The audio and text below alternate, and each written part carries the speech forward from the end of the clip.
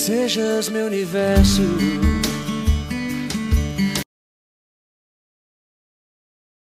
Boa noite para todos, a paz do Senhor Jesus. Estamos aqui mais nenhuma sexta-feira com 1 Samuel 7:12 cast, amém? Com o propósito, irmão ajudando irmãos, porque até aqui nos ajudou o Senhor.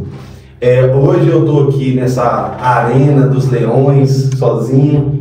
O pastor Jonathan teve um compromisso de trabalho, essa semana está largando o trabalho às 22h30, então não pôde estar aqui para gravar conosco essa live, né? A nossa irmã Madalena tinha um compromisso ministerial, também não pôde estar aqui gravando conosco, mas mando um abraço para todos. Agradeço que está hoje na produção, áudio e vídeo, irmão Rafael Lopes, está aqui tomando conta do chat hoje, a nossa irmã Aline junto com a nossa irmã Gislane, amém? Então vamos ver, ela está passando por um estágio, quem sabe ela vai fazer parte aqui da equipe, né? Vamos lá. Os nossos inscritos, nossos ouvintes desse podcast, eles sempre vêm trazendo dúvidas e perguntas, então uma nova programação que nós vamos ter aqui, para a gente interagir junto com vocês. Vocês podem deixar lá na discriminação lá, na página, né? Uma dúvida que você quer ter de algum tema, seja simples ou seja teológico, que nós podemos assim até durante um mês a montar uma pauta para ver que a gente, em vez de ter um convidado, você será o nosso convidado, que nós vamos estar perguntando para nós. Nós temos tanto costume de falar de lançar uma bomba aqui, e hoje a bomba vai vir da sala para cá, né? Amém? Ou do computador para cá, tá bom? Então a irmã Aline, nossa irmã Gisane, está ali pipocando no chat, amém? O pessoal tá tirando pino da dinamite, está jogando para lá e para cá. Mas vamos lá. Então, uma demanda que veio para nós acerca de algumas coisas culturais, algumas coisas que acontecem até nos tempos atuais, no século XXI, algumas coisas hereditárias de pai, mãe, filho, e hoje nossos inscritos criaram uma pauta, olha que interessante, e essa pauta é responsabilidade com o altar. O que é responsabilidade do altar? O que é o papel de um cristão? O que é o papel de um pastor? Será que os pastores estão agindo certo com alguns usos e costumes? Será que é bíblico? Será que é doutrinário? Será que aquela igreja lá tem menos Deus? Será que essa igreja tem mais Deus? Será que é essa maneira certa de servir a Deus? Como que está acontecendo a responsabilidade dos altares? A gente queria atender mais perguntas, mas calma, é só uma degustação. Então, todo mês a gente vai lançar essas perguntas que os nossos inscritos têm lançado para nós. E falando de inscrito, se você ainda não se inscreveu no 1 Samuel 7:12 Cast, você está perdendo uma grande oportunidade de ter conteúdos abençoadores, entrevistas, cortes, que vai edificar a sua vida. Então, para a gente continuar, vamos ler um texto aqui para a responsabilidade do altar. Em Colossenses capítulo 2, verso 8, é escrito: tenha cuidado para que ninguém os torne escravo por meio de argumentos sem valor, que vêm de sabedoria humana. Essas coisas vêm dos ensinamentos de criaturas humanas e dos espíritos que dominam o universo, e não de Cristo. Amém? E para frasear o texto que está sendo proposto hoje, que nossos ouvintes queria debater conosco, soltando bombas, está em Ezequiel 22, no verso 26, que é uma dúvida de muitas pessoas também, esse texto. Ezequiel, capítulo 22, verso 26. E o sacerdote desobedece à minha lei e não tem respeito por aquilo que é santo, não faz diferença entre o que é santo e o que não é, não ensina a diferença entre a coisa pura e as impuras, e não respeita o sábado. Como resultado disso, o povo de Israel não me respeita. Amém? E em algumas traduções está escrito que os sacerdotes não conseguiu separar para o povo o que era santo e o que era profano na sua Bíblia.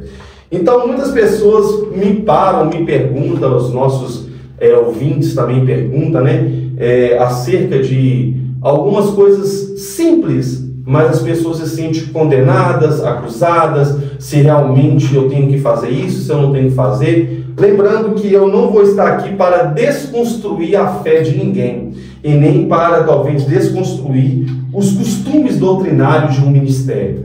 Eu venho de raiz pentecostal, venho de uso e costumes, e eu tenho o princípio de usar roupa social. Mas será que só pode estar no altar quem tem roupa social? Será que só pode estar no altar quem tem saia? É uma dúvida de algumas pessoas. Então a responsabilidade com o altar é muito séria, porque talvez alguns pastores explicam, isso é o costume da igreja. Outros não, fala que isso, se tiver no altar dessa forma, é pecado. E nós vamos aprender aqui com 5 perguntas que o nosso chat está ali já enviando, amém? Irmã Aline, irmã Gislane, está ali, né, tirando os pinos da dinamite, jogando as bombas aqui pra gente. Então, irmã Aline, irmã Gislane, tem alguém que está fazendo alguma pergunta aí que dá pra gente lançar aqui com conhecimento da palavra de Deus? Opa, pastor, tem sim, ó. Acabou de chegar aqui uma pergunta da nossa telespectadora Amanda. Oh. E eu acredito, pastor, que essa pergunta aqui seja uma dúvida de muitas mulheres, viu? Então, ó, segura essa bomba aí. Pastor Venâncio, é pecado a mulher usar maquiagem? Nossa, a gente começou, hein? Será que é pecado a mulher usar maquiagem? Então, Amanda, agradeço você, tá? Pela pergunta que você mandou, que é a primeira pergunta, tá bom? Tá bom que é a primeira pergunta. Se é pecado a mulher usar maquiagem? Eu acho que fica uma dúvida de algumas mulheres também, se é pecado, se não é. Vamos lá, primeiro vai o conselho pastoral, não o conselho, algumas coisas eu vou falar da igreja que a gente congrega, tá bom? Não é pecado a mulher usar maquiagem, tá bom? Ai, pastor, mas a minha igreja proíbe usar maquiagem. Se você se sente bem e não usar maquiagem, tudo bem. Mas se você quer usar maquiagem, não é pecado. Você vai desrespeitar o RI da sua igreja? Não te aconselho isso. Talvez você congrega numa igreja que ela não admite usar maquiagem, você se sente bem ali, isso não tem nada a ver na sua vida. Mas só que se você deseja usar moderadamente, para não assim se expor você ou agredir talvez as pessoas que você está ali com a maquiagem, porque tem irmãs, irmãos, que misericórdia, que a maquiagem, ela realça o rosto da mulher, né, irmã Aline? Mas tem maquiagem que ela não realça, ela cria um outro personagem, né? Dá a impressão que a pessoa, ela, tipo assim, ela forçou demais, pesou a mão. E acaba que você tem que estar no altar para reverenciar o nome de Deus e não para fazer a sua imagem. Mas só que para não ficar uma resposta vaga, primeira coisa, irmã Amanda, não é pecado, segundo a Bíblia, você usar maquiagem. Não é pecado você passar maquiagem para você sair. Não é pecado. Mas só que o que a Bíblia nos orienta sobre isso? Vamos lá. A palavra de Deus em 1 Pedro, no capítulo 3, e no verso 3 e 4, está escrito assim. O pessoal no chat ali tá meio... Tá frenético aí. Se prepara aí. Eu acho que o calor tá... Eu acho que o fogo do Espírito está descendo aqui também, hein? Misericórdia, porque aqui também calor demais. É bomba atrás de bomba. É bomba atrás de bomba. É Mama Galinha que gosta das bombas. Ai, vamos lá. Em 1 Pedro, no capítulo 3, no verso 3, é escrito assim: não procure ficar usando enfeites penteados exagerados na linguagem atual, joias ou vestidos caros. Pelo contrário, a beleza de você deve estar no coração, pois ela não se perde, e ela é a beleza de um espírito calmo, dedicado, que tem muito valor para Deus. Amém? Então, irmã Amanda, respondendo a sua pergunta, você não tem que usar maquiagem para mostrar para ninguém. Você tem que usar maquiagem porque você se sente bem. Talvez tem pessoas que têm alguns problemas de melasma, entendeu? Ela usa, talvez, eu não sei, né, uma máscara para tirar aquele melasma. ou uma imperfeição, uma espinha, mas é tudo que eu acredito que não toma conta do seu coração, como idolatria, isso não é pecado. Entendeu? Agora, se você faz maquiagem para você ser notada, se você faz maquiagem para você chamar atenção, se você faz maquiagem para desrespeitar até o lugar que você está, aí você está cometendo algum tipo de pecado, algum tipo de erro. Porque se você congrega num lugar que não admite maquiagem, se falou com você que é bíblico, seu pastor está mentindo para você, mano. Não tem nada a ver isso com a Bíblia. As mulheres também usavam maquiagem. Entendeu? Se falou com você que é um costume da igreja, então respeite. Porque a igreja que você congrega tem esse costume, talvez é algo que as mulheres, talvez possa ter acontecido alguma coisa no passado que o pastor preferiu doutrinar a igreja em ensinamento a não usar maquiagem. Mas bíblico não é. Você pode usar desde que você usa moderadamente e não como idolatria que esconde atrás do seu coração. Amém? Tá respondido? Perfeito, pastor. Muito bom a sua resposta. Acredito que tirou a dúvida aí da nossa irmã Amanda, assim como de muitas mulheres também. Amém. Né? Então vamos lá, para a segunda pergunta. Tá pipocando aqui, hein, pastor? Amém. Se prepara, viu? Vamos lá. A nossa irmã Larissa tá querendo saber, pastor, e acredito que essa pergunta aqui é polêmica também, viu? Pastor Venâncio, é pecado a mulher usar calça para subir no altar? Vocês estão querendo que eu arrume um tumulto com algumas igrejas, hein, gente? Misericórdia. Mas vamos lá. Vamos lá. É pecado a mulher usar calça para subir no altar? Boa pergunta. Gente, alguns pastores criaram RIs em algumas igrejas fundadas na década de 60, 70, 80, 50, até mesmo que as roupagens eram outras, você que mexe com roupa, irmã Aline, as roupagens eram outras. Então, algumas pessoas, de acordo com o que elas viviam, elas pegaram aquilo e colocaram que era pecado da mulher subir no altar de calça. Mas o texto que geralmente eles usam é um texto que tá bem antes da calça. É um texto antecedente da calça.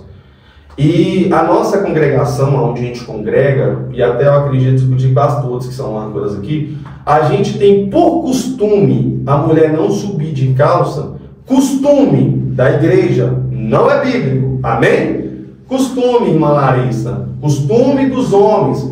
O uso e o costume perece pelo tempo, pelo uso. Então, não é bíblico, não é salvífico. Costume, a igreja prefere, por organização, a mulher subir no altar de saia. As igrejas batistas, a mulher subir de calça. Então, cada igreja tem o seu costume, como se fosse o lugar que você trabalha. Alguns trabalham com certo tipo de vestes, outros trabalham com outros. Mas o texto que eles usam é um texto que empobrece esse discurso. Vamos lá. Em Deuteronômio, no capítulo 22, que está no Antigo Testamento, e no verso 5 está escrito: as mulheres não podem usar roupas de homem, nem os homens usar roupa de mulheres. O Senhor, nosso Deus, detesta as pessoas que fazem isso. Aí as pessoas falam, tá vendo? A mulher não pode usar roupa de homem, e nem o homem usar roupa de mulher. Você acha que esse texto está falando em qual sentido, irmã Aline e irmã Geslane? Está falando da mulher não usar calça? A calça é uma propriedade do homem? Está falando mais do homossexualismo, não é verdade? Só que alguns pastores interpretaram isso e colocaram em RI das igrejas que é pecado a mulher subir no altar de calça. Mas só que não é pecado, amém? Se a sua igreja, como a nossa, tem o costume das mulheres subir de saia, é para uma apresentação melhor, é para que fechar algumas brechas, porque algum tipo de calça sensualiza a mulher, e sabemos que nem todo mundo que vai na igreja é crente, é cristão, entendeu? Então, esse é talvez a dúvida de algumas pessoas. Ah, mas aí tem as pessoas que usam calça e falam assim, eu acho desnecessário subir no altar de saia. Se você acha, é um costume da sua igreja, como é um costume da minha. Então, a gente temos que respeitar o lugar que a gente estamos. O embate aqui para os nossos inscritos é que se isso tem respaldo bíblico, entendeu? Respaldo bíblico não tem. Lembrando que a calça foi inventada há 100 e poucos anos. No tempo de Jesus, todo mundo usava vestido. Então, hoje seria estranho você ver um homem de vestido, de túnica. Mas só que Você vai falar assim, o homem usar saia pode? Talvez, para você vai ser um escândalo, mas na Escócia os homens costumam usar saias, entendeu? Então, a gente temos que respeitar a cultura da igreja, mas biblicamente não é pecado. E esse texto que geralmente muitos aí de igreja usam, está falando da diferença do homossexualismo, e não da questão sobre a mulher usar saia, usar calça, não está falando sobre isso. Amém? Espero que tenha sanado suas dúvidas. Qual que é a próxima aí, Gislane, que você está olhando no chat aí?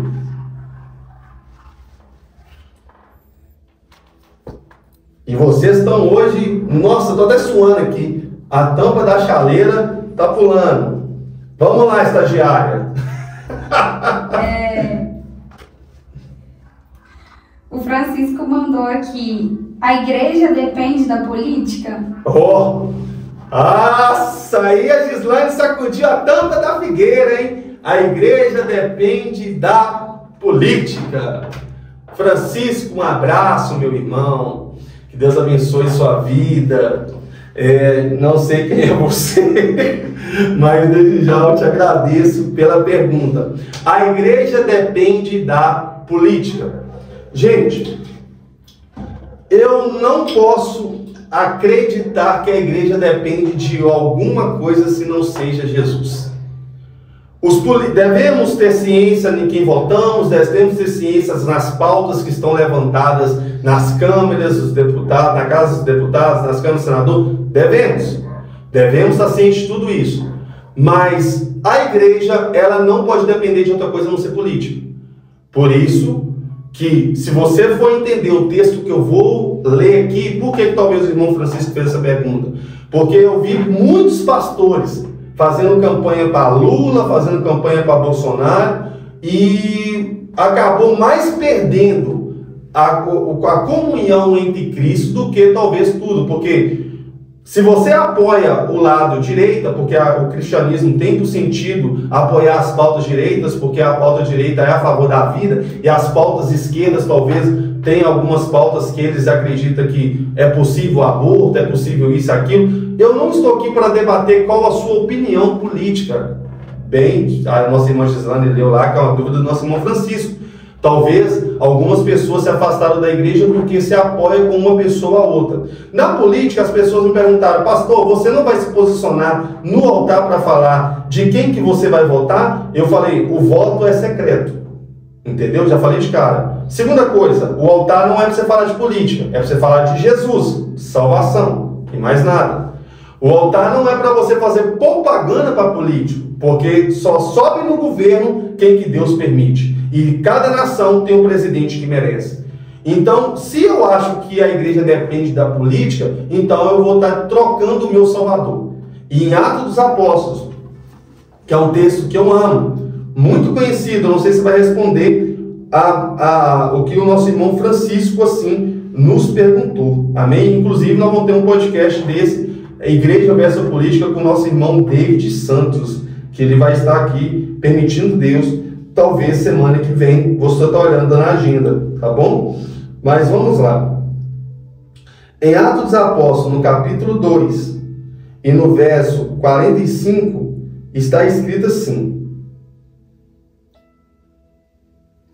e vendia as suas propriedades, e as outras dividia o dinheiro com todos de acordo com a necessidade de cada um. Amém? Se você for ler Atos dos Apóstolos aqui, você vai entender que a igreja não está dependendo da política para atender os necessitados. A igreja não está dependendo da política para atender auxílio. A igreja está fazendo o papel dela. Teve uma moça que fez uma música aí que deu muita polêmica, né? Que eu falei até no antigo podcast, que é o Evangelho de Fariseu. Biblicamente não existe um evangelho de fariseu, mas existe um comportamento farisaico dentro das igrejas, que é o que? Um movimento religioso que seleciona o que é pecado e o que não é, entendeu? E acaba que, tipo assim, existe o evangelho de fariseu? Não. Mas o que essa menina quis transmitir sobre essa música? Aí teve uns debates, até na 98, do pastor César Cavalcante, que é um debate muito interessante, de quem quiser ver, entendeu? Tá no YouTube, todos os dias acredito que lança um um dos pastores falando assim, não, porque ela queria colocar nas costas da igreja o que é para os políticos fazer. Então como é que eu faço com Atos 2? Porque Atos 2 quem deveria cuidar dos necessitados é os políticos. Porque não está na Constituição, que é dever do Estado, na nossa Constituição é moradia, educação e lazer. Só que a gente não vê isso na vida real, de nenhum político que entra ali. Então, pastor, você vota? Voto, eu tenho minha opinião política, eu tenho minhas convicções, mas eu não uso o altar da igreja para falar sobre política, não uso o altar da igreja para promover político nenhum. Eu uso o altar da igreja para falar de Jesus e orar pelos governantes, como a Bíblia diz. Independente do que estiver lá. Eu não concordar com quem está no governo atual é diferente de eu amaldiçoar a vida dele.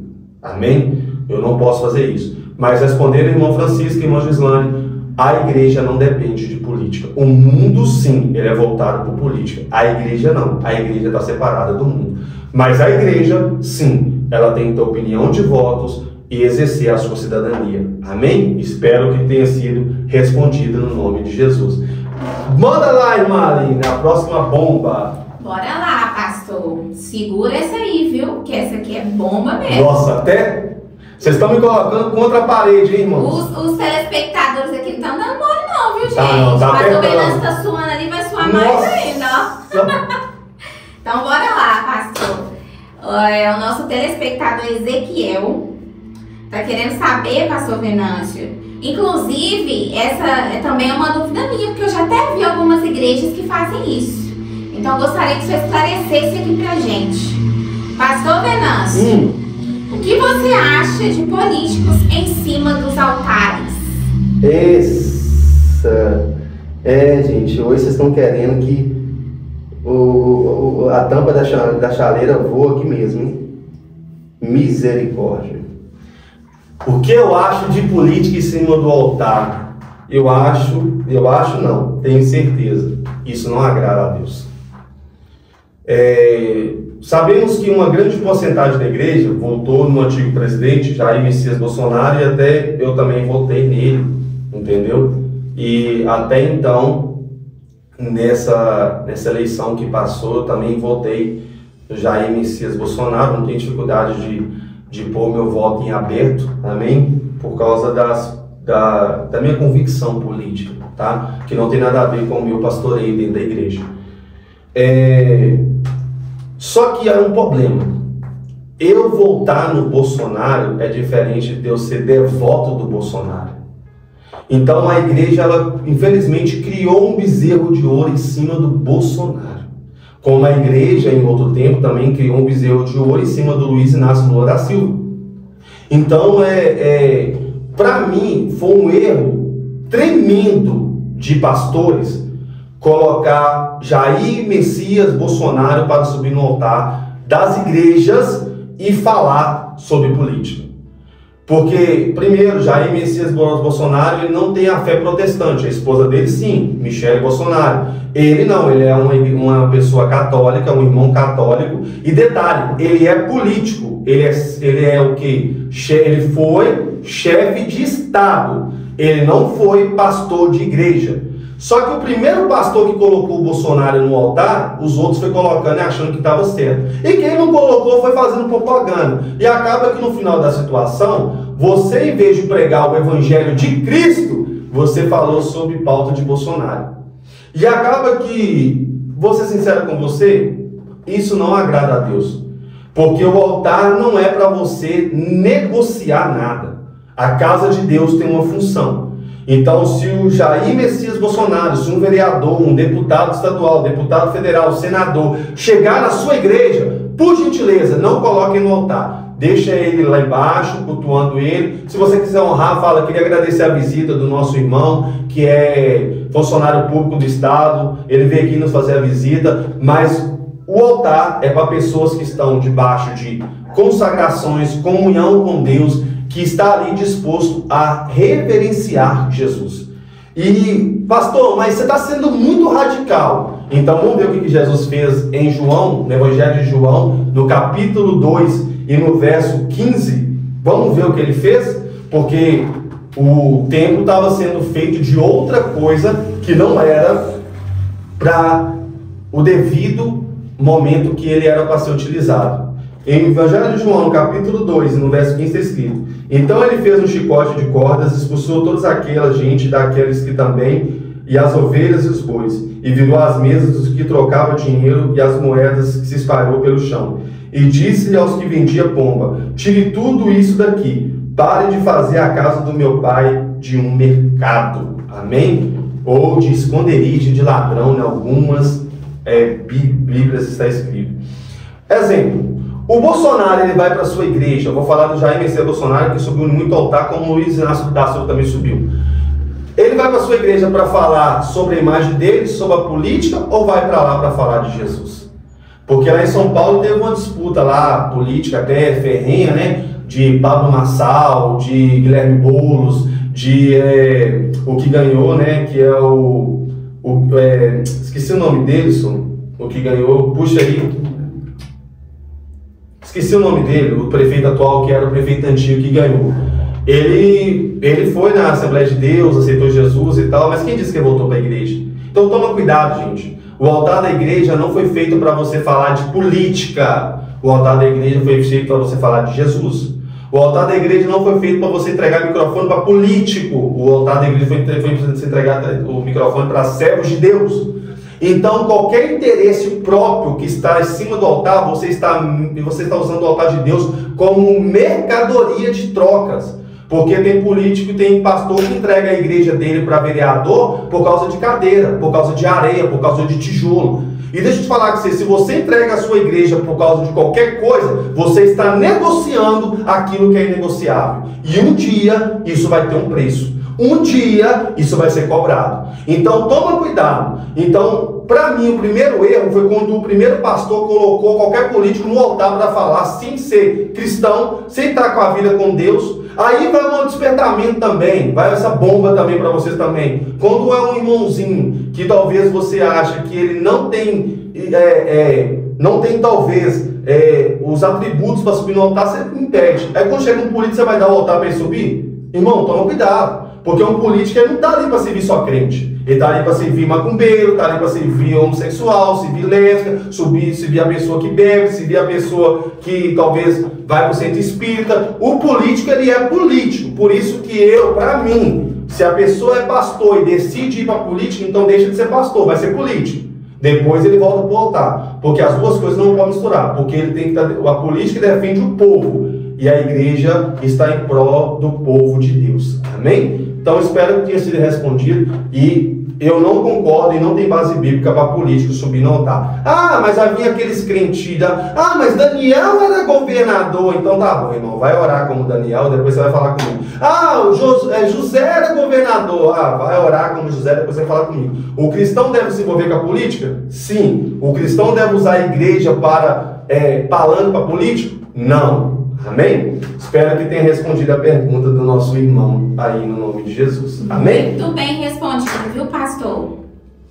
Então, bora lá para a última? A última é bomba. Ou essa aqui. E a estagiária não vai fazer mais, não? A estagiária... Tá no computador. Então, bora lá, pastor. Esse telespectador aqui tá querendo colocar o senhor na parede mesmo, viu? O senhor segura aí, porque essa aqui é polêmica, viu, pastor Venâncio? É polêmica? Nossa mãe! Bora lá.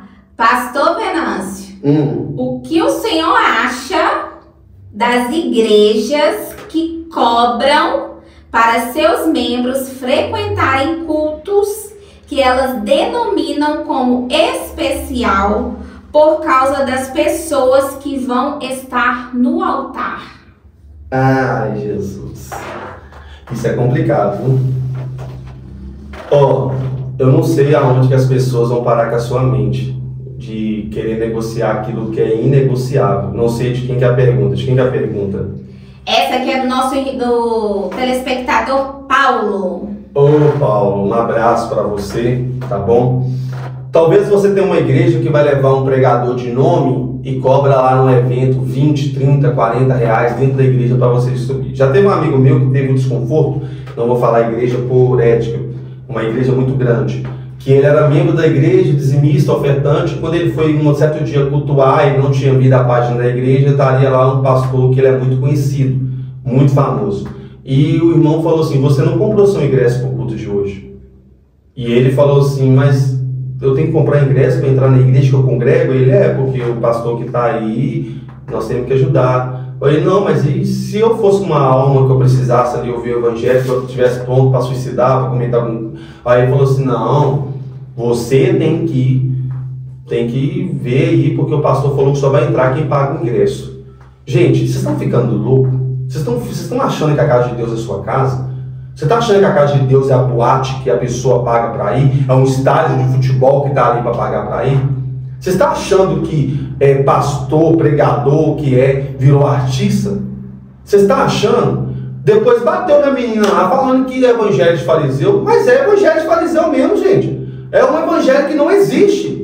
Sabe, um evangelho que não existe. O que Jesus falou sobre isso? E não é a primeira, isso aí tem muitas igrejas que fazem isso. Ah não, mas se for um curso teológico, é um curso teológico? Beleza, você tem que pagar para você estar lá. É um seminário? Beleza. Agora, culto, que é para Deus, eu sou meio resistente a isso. Ou então estou ficando meio doido. Mas vamos lá, respondendo a pergunta do Simão Paulo. Mateus capítulo 10, verso 8. Cure os leprosos e os outros doentes, ressuscite os mortos, expulse os demônios. Vocês receberam sem de graça, portanto, dê de graça. Na Bíblia autorizada, de graça receber, de graça vos dá. Em outra tradução, vocês receberam sem pagar, portanto, dê sem cobrar. Amém?